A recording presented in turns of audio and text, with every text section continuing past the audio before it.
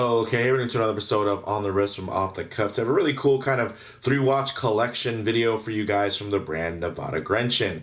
A little about them. They're originally founded back in 1926 and then later revived in 2018. Their core idea was to respect as much as possible the original designs and stick to authentic specifications while offering affordable prices. Their goal here was to provide what Nivada and vintage watch aficionados are asking for.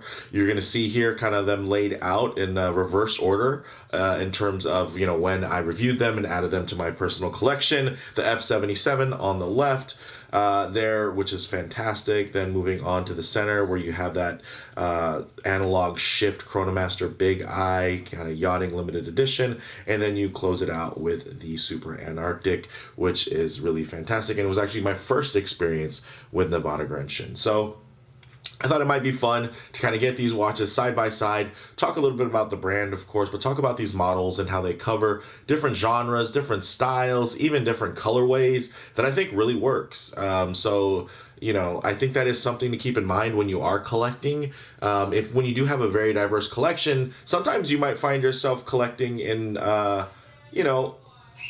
you don't necessarily have a brand that resonates with you, and you're kind of just a fan of collecting great value rich watches. But I think there is something to enjoying several watches from the same brand. You guys know me, big Seiko collector, where you really feel like, yeah, you're tied to that brand itself, right? Not just to those particular models, not just to the particular price points, but there's something that goes above and beyond where those connective tissues really help create something quite cohesive and meaningful, right? So with all that said, let's go ahead, zoom the camera out, get these pieces in hand, and take a closer look. Okay, guys, 3 very different watches. You have, of course, kind of a Genta-esque porthole style watch. You have a diver / chronograph style watch, and then you have, of course, your classic kind of mountaineering adventure watch. So I think that's really awesome. You got a blue dial, you have this opaline pale silver dial with colorful subdials. You have, of course, your classic matte black. Of course, these are all on bracelet. I'm a big bracelet guy, but these, apart from, of course, the integrated style bracelet on the F77, these 2 watches also look immaculate on different types of straps, whether they be, a period correct Tropic or even a NATO, especially this guy right here. This one, you can accentuate the lugs. But for those of you who might not be fans of the channel and maybe missed out on the initial dedicated reviews for each one of these, I'll go ahead and start off by giving you just some basics about each model. Here we have the F77. This is the blue dial with no date, and it is a Swiss-made reissue of a 1977 classic that is uncompromising on design and finish quality. This retails for $12.60 from the brand. It comes in stainless steel. This actually is a 37 millimeter diameter with an 11.6 millimeter lug. 11.6 millimeter thickness and a 45 millimeter lug to lug. So very, very manageable. And you guys can see that that dial is really quite centralized and small and kind of shrunk down, which does help this wear really, really nice and within that kind of vintage space without ever feeling undersized. So, of course, you're going to see that fixed porthole style bezel, which is very signature and has a beautiful flat vertical brush to it, which really helps it stand out. And it just oozes that little extra level of luxury-esque kind of experience there. You do have integrated lugs, which are done in the old style original to the watch, which is very nice and very period correct. Of course, there are, newer ways to do this and that probably are going to be a little bit smoother, but I really applaud Nivada for, again, keeping true to their roots but improving the quality, across all facets. My goodness. So you're going to have, of course, integrated lugs here. You're going to get a box dome sapphire with inner air coating, 10 atmospheres or 100 meters of water resistance, which is fantastic. You're getting a screw down crown. Inside, although you can't see it, it's going to be a Soprod P024 movement, and that is going to be having a 38-hour power reserve, beating at 4 hertz or 28,800 vibrations per hour in terms of the beat rate. And this is a no-date model, but it does not have a ghost crown position, which is very nice. And you guys can see, of course, that signature woven dial pattern really, really pops. Now, getting into this one. This was probably out of all of them one of my most worn. Just because of how versatile and fun it is. I mean, I happened to pick this up around summertime, and man, this is just one of the most perfect summer watches available. So, in the spirit of, the vintage regatta timers, Analog Shift essentially decided to collaborate with Nivada and create this Chronomaster Big Eye limited edition to just 100 pieces. So I was very fortunate to be able to review this piece and then also, of course, add it to my own personal collection, where, of course, it will stay. So these go for $19.95 MSRP, which is, I think, pretty strong considering how this watch already is kind of a do-it-all, and then you add into the fact that it's actually quite physically handsome. I mean, I love this color combination. I love that ghosted bezel insert. I love that pale silver, visually white, opaline silver dial, and then of course the plays of color there on the different subdials. It's beautiful. And then of course that pop of orange, it just flows really nicely. 38 millimeters in diameter, 14 millimeters thick, 46.4 millimeters lug to lug, bidirectional friction fit bezel, of course, so you can always line it up. It'd be nice to have clicks. I'm definitely big on clicks, but I totally understand that because this is, is different use cases, because you do see you can use it for timing or you can use it to offset for traveling, because there's also a 12-hour scale underneath there. So again, this is a very versatile piece in terms of the Chronomaster line in general. 20 millimeter lugs that are drilled, which makes strap changes very nice, very easy. Box dome sapphire in our AR coating. You're also getting 10 atmospheres or 100 meters of water resistance. Push-pull crown, of course, because you're going to, there's no screw-down pushers, so why have a screw-down crown? Of course, you're not going to want to actuate any of that. You're going to make sure this is pushed in. And this is also a mechanical movement. It's not automatic, so there's no rotor. So that is going to really help in terms of, adding to that thinness, which is really great. So this is going to be powered by the mechanical Sellita SW510. And essentially it has a 63-hour power reserve, beats at 4 hertz, so that 28,800 vibration per hour setup. And then, of course, it is a very nice chronograph. You even do get the running seconds as well, which is quite nice.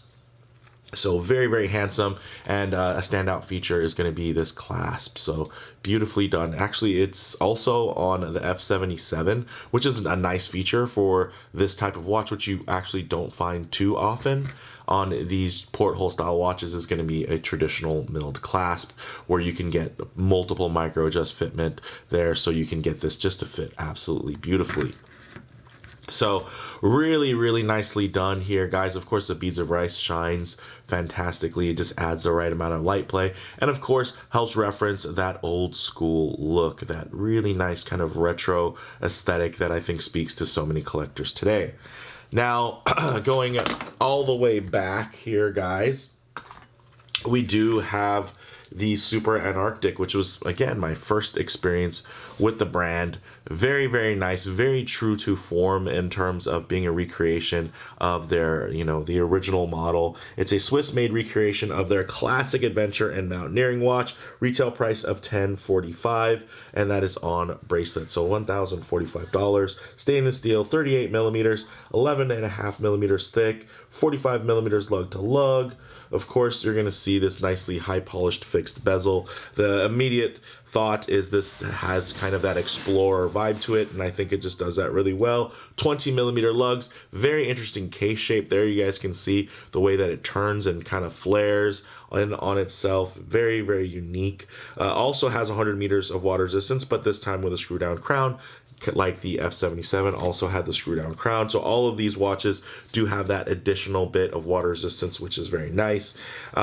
Inside, also going to have the automatic Soprod P024. So very comparable to something like an ETA 2824 with a 38-hour power reserve and a 4 hertz beat rate. Also, has been modified to not have a ghost crown position.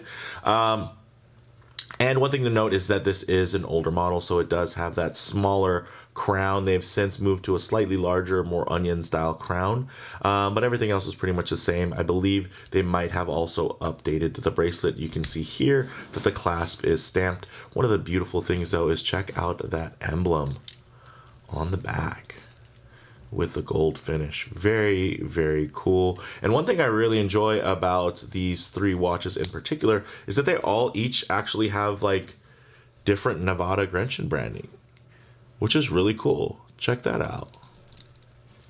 So they all have a very individual look, whether it be just their overall silhouette, you know, of course, due to the different genres that they're in, but they all look different, which I think is really cool. And then you even get to the case backs.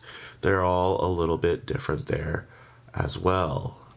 So yeah, I really dig these guys. And, you know, if the house was burning down, it'd be really easy to just grab these three and say, all right, well, these are going to be the three watches because I know I'm going to have pretty much something for every occasion here. While, you know, there's not really a dedicated diver, of course, this piece here is going to cover a whole lot of ground. And while there's not a dedicated dress watch, I mean, depending on the attire, you know, either watches on these flanks could really be dressed up. You could put this on a black alligator strap, and let me tell you, this will be very dressed up. Or if you really want to dress it down, you throw it on a NATO strap, it'll look immaculate. While this definitely will always have, I would say, probably the most retro aesthetic to it because of its, you know, its proportions mixed with just kind of its overall approach to recreating this, you know, this type of watch. These ones could actually be a little bit more contemporary. I mean, of course, they do have the retro reissue vibe because that's exactly what they are. But at the same time, I think, you know, they definitely hold their own in terms of, you know, a modern timepiece. And I could easily see other brands creating similar silhouettes, similar layouts, of course. And they have, there's a lot of people that are, you know, trying to create within this space. And I think it's just really cool that a brand like Nivada can actually just draw from their own lineage and their own history and offer these watches at such outstanding price points. I mean, when you start thinking about the fact that, again, these aren't trying to capture a particular genre as much as they are reissuing things that existed within those classic heydays. You know, this is not just somebody that's trying to cash in on, you know, on that porthole Genta style craze today. This is a remake of a watch that was a bit ahead of its time in that it was already influenced by those watches even before the fanfare and the crazy, you know, secondary market values. I think that's really cool. And, you know, everybody loves a good kind of panda or you know, yacht timer type of chronograph. And I mean, as a dive watch with the bezel, I mean, that aesthetic is just beautifully captured. And of course, adventure / field watch, very, very versatile. So with that said, I guess we could get these pieces on wrist and kind of showcase how they wear as well. Okay, guys, so the one that started it all for me within my journey with this brand, here we go. Looking absolutely fantastic on my 7.5-inch wrist. Of course, if I get my wrist too close to the camera there, you're going to get a bit of perspective distortion. It's going to appear much larger. So what I like to do is keep my wrist nice and low, guys, and maybe just tighten up the frame here so you guys can get still a detailed, but just a truer aspect ratio on how this might lay on your own wrist. Wow.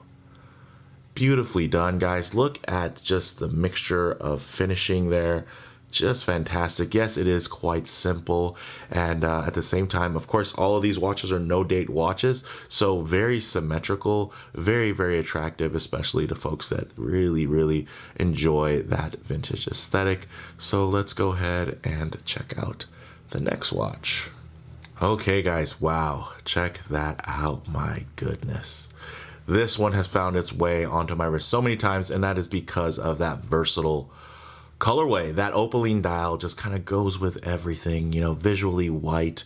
And then you do have, of course, a little pop of black. You're getting that beautifully ghosted anthracite bezel. And then just a couple of pops of color again, which make it quite versatile. These colors aren't going to be enough to overpower anything or make you feel like you have to necessarily match any of these colors with your wardrobe, but when you do, it ends up being a nice little detail. Really fantastic. Drapes beautifully, and I just absolutely adore this watch. So with that said, let's actually go ahead and check out the F77. All right, guys, I'm still on a bit of a honeymoon with this piece.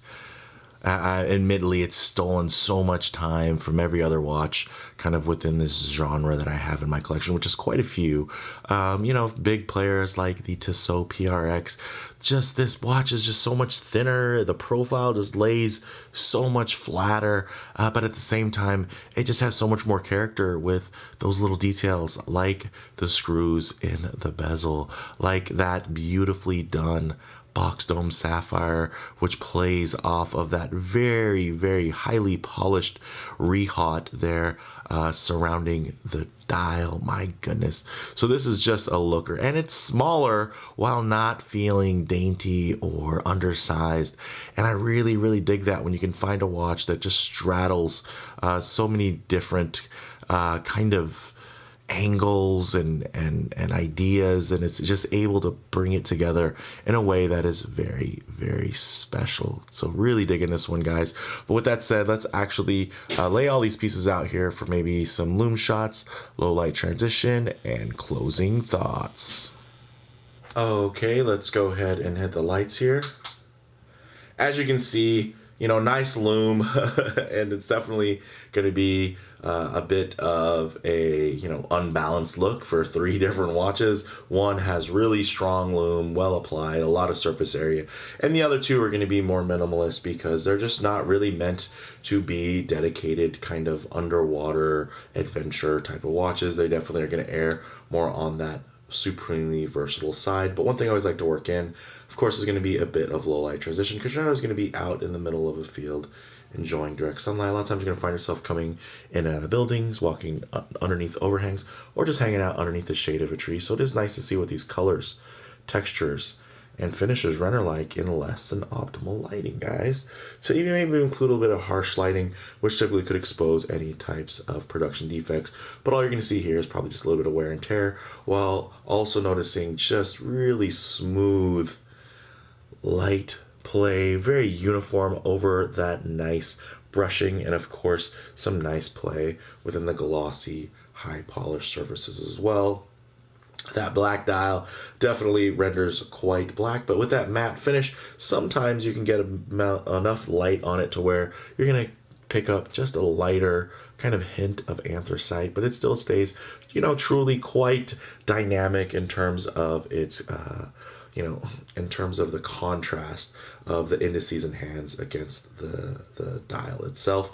And then, of course, in the center, you have that beautiful, colorful chronograph that just plays really well. And it's just, you know, very soft and supple, and it's just a joy to look at. Then you get over to this blue dial, which again, you're probably noticing that it looks visually black in a lot of lighting situations, but thanks to that texture, it's going to play and hold light in a way that just reveals a really nice medium blue color that just comes across absolutely beautifully, guys. So very, very cool. Really digging these.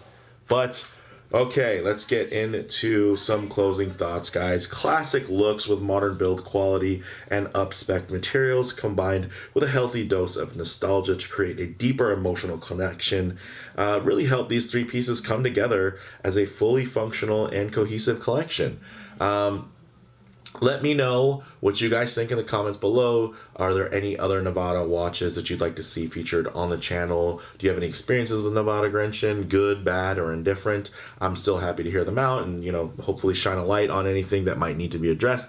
I personally have had very good experiences, even with, you know, going through a secondary dealer in terms of connecting with Analog Shift, you know, to source my own, you know, the Chronomaster Big Eye. So, and then if you have any other ideas of any other, maybe you're big fans of the channel and you've noticed I've had other watch brands where I might have enough to say, hey, maybe a 3-watch collection of this particular brand or that brand, and let's see what we have. And we can definitely discuss that. So with that said, let me know what you all think in the comments below. If you like the video, please hit like, and if you haven't already, please subscribe for more content just like this. Thanks, guys.